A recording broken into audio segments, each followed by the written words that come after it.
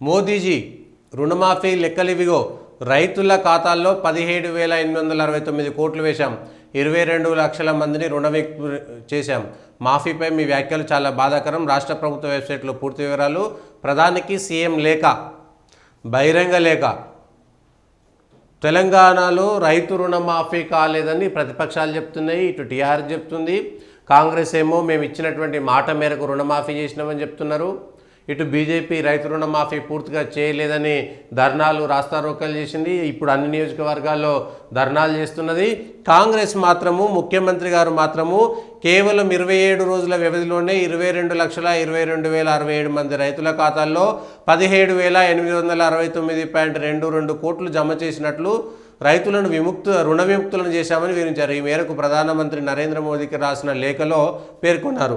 మహారాష్ట్రలో నిర్వహించినటువంటి దాంట్లో మోడీ ఒక మాట అన్నారు. దాని ప్రకారం లెక్క మొత్తం పెట్టిరు.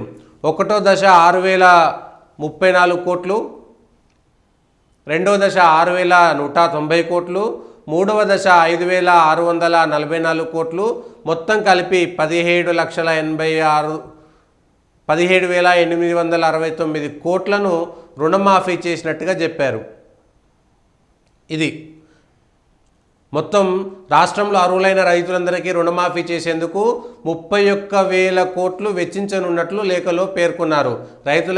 రైతులపై ఆర్థిక భారాన్ని తగ్గించేందుకు తెలంగాణ ప్రభుత్వం చేస్తున్న ప్రయత్నాలకు మీ మద్దతు చాలా అవసరం. రైతుల సంక్షేమానికి, రాష్ట్రంలో వ్యవసాయ రంగ అభివృద్ధికి మీ సహాయ సహకారాలు ముఖ్యం. రైతుల ఆత్మవిశ్వాసాన్ని దెబ్బతీయకుండా కష్టపడి పనిచేసే రైతాంగంలో విశ్వాసాన్ని పెంపొందించడానికి మేము కలిసి కృషి చేద్దామన్నారు.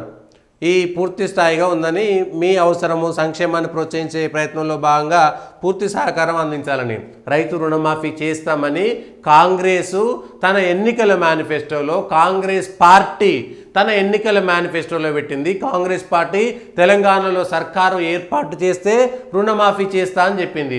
ఇప్పుడు కేంద్రం సహకారం కావాలంటే అంతకుముందు ఏమైనా మీరు ఇచ్చినటువంటి మేనిఫెస్టోలో ఎక్కడైనా కేంద్రం సహకారం ఇస్తే మేము రైతు రుణమాఫీ చేస్తామని చెప్పిరా? లేకపోతే కేంద్రం సగము మేము సగం ఇస్తామనేటువంటి మాట ఎక్కడైనా చెప్పారా? తెలంగాణలో కాంగ్రెస్ పార్టీ అధికారంలోకి వస్తే రైతులందరికీ రుణమాఫీ చేస్తున్నారు. ఆ తర్వాత మొట్టమొదట మీరు మార్చినటువంటి మాట ఏంటిది? మీరు మార్చినటువంటి మాట ఏంటి? ఈ నిబంధనల ప్రకారము అర్హులను ఎంపిక చేస్తామని సగం మందిని ఎగ్గొట్టి రక్కనే ఇప్పటికే ఇంతమందికి చేసినాం, 22 లక్షల మందికి, వాళ్ళకు అంతమంది చేసినాం. 2 లక్షలకు పైగా ఉన్నటువంటి వాళ్ళకు ₹1, ₹2 ఉన్నా కట్ చేసిర్రు. రేషన్ కార్డు ఉందని కొంతమందికి రేషన్ కార్డు లేదని, ఉమ్మడి కుటుంబంలో రేషన్ కార్డు తల్లిదండ్రులు ఒక కుటుంబంలో ఉన్నారు, కొడుకులు ఒక కుటుంబంలో ఉన్నారు, రేషన్ కార్డు ఒకటే ఉంది. కొత్తగా 10 ఏళ్ళ రేషన్ కార్డు ఇవ్వలే, పాత రేషన్ కార్డు వాళ్ళే ఉన్నారు. ఆఫీషియల్లను వీళ్ళు వేరుపడ్డారు, రేషన్ కార్డు ఒకటే ఉన్నది. వాళ్ళ వ్యవసాయం వేరే, వీళ్ళ వ్యవసాయం వేరే, ఆయన రుణం వేరే, ఈయన రుణం వేరే. ఇవాళ కుటుంబంలో ఒక్కరికే వచ్చింది. ఆత్మహత్యలకు కారణమైంది మీ సర్కారు కదా. రుణమాఫీ చేస్తా అన్నది రాష్ట్ర సర్కారు. ఆ రోజు ఈ లెక్కలని చెప్పలేదు కదా ప్రజలకి. ఎట్లయినా సరే ఓట్లు రావాలని రుణమాఫీ చేస్తామని చెప్పారు. మొట్టమొదట మీరు సంఖ్య తగ్గించేసారు. రైతులందరికీ రుణమాఫీ చేస్తామన్నారు. వ్యవసాయ భూముల మీద రుణం తీసుకున్నటువంటి వాళ్ళందరూ ఆ రుణమాఫీ చేయాల్సిందే. మళ్ళీ మీరు ఇన్కమ్ ట్యాక్స్ ఒకటి, ఈ ట్యాక్స్ ఒకటి, ఆ ట్యాక్స్ ఒకటి, కేంద్ర ప్రభుత్వ ఉద్యోగులు, రాష్ట్ర ప్రభుత్వ ఉద్యోగులు, ఇవన్నీ ఎన్నికల ముందు చెప్పుంటే అరే ఇచ్చిన మాట మీద నిలబడ్డారంటారు. ఇచ్చిన మాట మీద నిలబడలేదు. సరే మీరు కొంతమందికి రుణమాఫీ చేసిరు కాబట్టి మేము ఇంతమంది చేసినామా?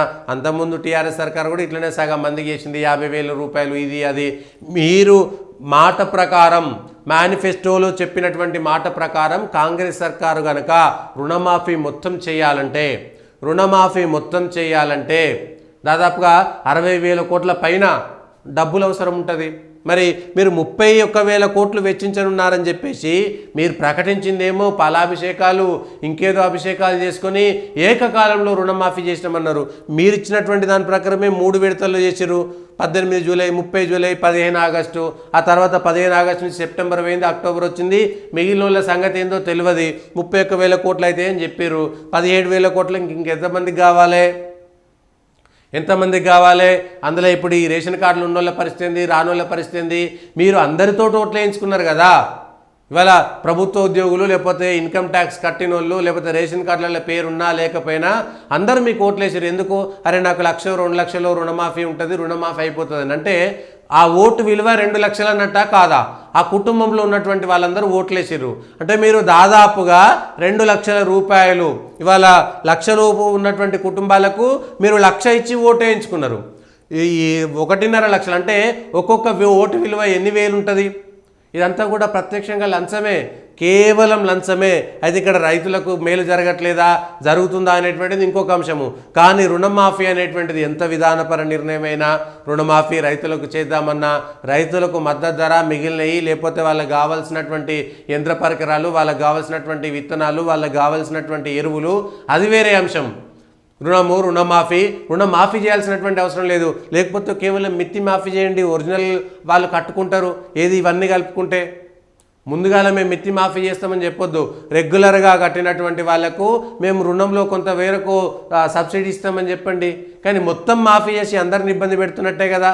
మిగిలిన వాళ్ళకు కూడా ఎవరికైనా, ఇండస్ట్రీస్లకైనా ఎవరికైనా ఎట్లా ఎగ్గొట్టాలి, ఎట్లా చేయాలనేటువంటిది ఇవాళ మీరు చేసినటువంటిది ఏంది? ఇవాళ కేంద్రం చెప్పింది కరెక్టా, మోడీ చెప్పింది కరెక్టా? మోడీ కర్ణాటకలో, తెలంగాణలో కాంగ్రెస్ సర్కార్ ఉన్నది, ఇచ్చినటువంటి మాట నిలబెట్టుకోలేకపోయింది. రుణమాఫీ అందరికీ చేస్తున్నారు, సగం మందికి చేయలేదు. ఇగో ఇవే ఓట్ల రాజకీయాలు మాత్రమే చేస్తున్నారనేటువంటిది ఒక మాట.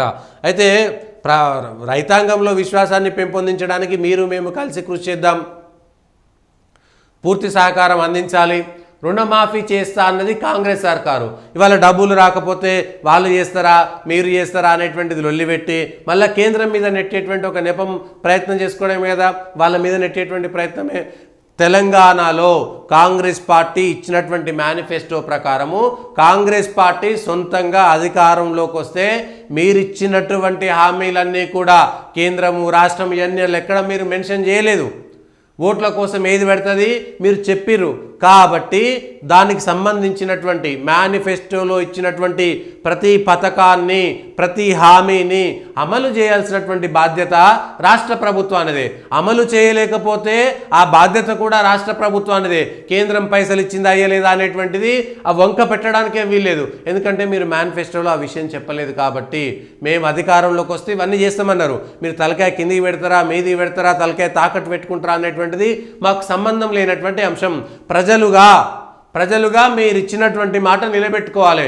మళ్ళీ ఎన్నికలకు పోయే ముందు ఇగో మీరు ఇచ్చినటువంటి మేనిఫెస్టోలో ఎన్ని హామీలను అమలు చేసిర్రు, ఎన్ని హామీలు ఇవ్వకపోయినా, మాట ఇవ్వకపోయినా కొత్త హామీలు ఎన్ని ఇచ్చిర్రు, ఒకవేళ హామీ నెరవేర్చకపోతే దానికి ప్రజలకు మీరు క్షమాపణ చెప్పి వెళ్ళాల్సి ఉంటుంది. అది ఎవరైనా సరే, కేంద్రంలో ఉన్నటువంటి ప్రభుత్వమైనా, రాష్ట్రంలో ఉన్నటువంటి ప్రభుత్వమైనా, టీఆర్ఎస్ సర్కారైనా, బీజేపీ సర్కారైనా, కాంగ్రెస్ సర్కారైనా, ఎన్నికల ముందు మేనిఫెస్టోలో మీరు ఇచ్చినటువంటి హామీలన్నిటినీ నెరవేర్చకపోతే తిరిగి మళ్ళా ఎన్నికలకు వెళ్లే ముందు ఏ హామీలైతే నెరవేర్చలేకపోయారో వాటన్నిటినీ మీరే ఉటంకించి ఇగో ఈ అమలు చేస్తామనుకున్నాము, పలానా కారణాల చేత మేము అమలు చేయలేకపోయాము, ఎట్లయితే అమలు చేయలేదో మళ్ళా తర్వాత ఇచ్చేటువంటి హామీ పత్రంలో అవి ఉండకూడదు. ఆ కష్టాలన్నీ ఇవాళ మేము కేంద్రం ఇస్తాము, రాష్ట్రం ఇస్తలేదు కాబట్టే మేము చేస్తాము అనేటువంటి మాట మీరు మాట్లాడడం అనేటువంటిది కరెక్ట్ కాదు.